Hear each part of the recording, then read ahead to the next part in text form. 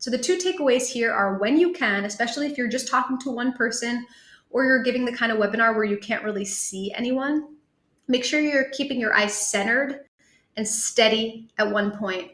I personally don't coach my clients and students to look directly into the camera unless they're shooting a straight to camera video.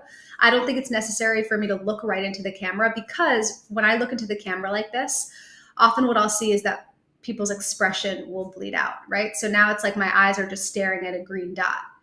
As opposed to when you're looking at a person, then your expression's much more likely to come online and you're keeping your eyes steady. So it's more, you get more bangs for your buck, if you know what I mean. So that's the first thing with virtual communication and speaking style. Get those eyes steady and centered. Now, if you're working with a team or several colleagues, which I'm often doing, I like to mimic what I teach in in-person settings, which is to make sure that you're really steering your focus in an intentional way.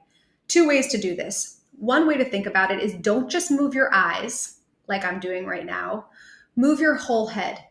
So it's clear that you're changing focus. Because when you just move your eyes, it can often look like you're just distracted, or you're questioning yourself, or you're unsure, right? As opposed to, now I'm looking at someone else, now I'm looking at someone else, now I'm looking at someone else. The way to think of this is, instead of making eye contact, make nose contact. Really use your nose as a pointer, and your eyes will automatically follow.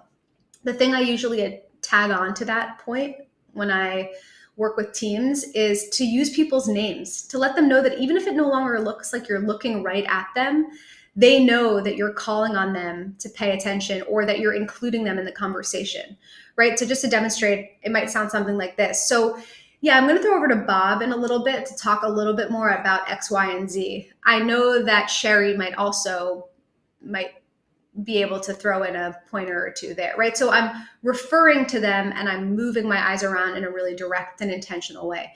Again, mimicking as if we were in a conference room together. And then beyond that, when it comes to in-person communication style, if you're speaking on a stage, I would give you that same note. Make sure that you're breaking up your audience into sections like I'm doing right now. So I'll be communicating with that section of the audience over there, giving them my full attention, eyes and nose, then communicating with another section out there, giving them my eyes and my nose, right? So much more intentional focus.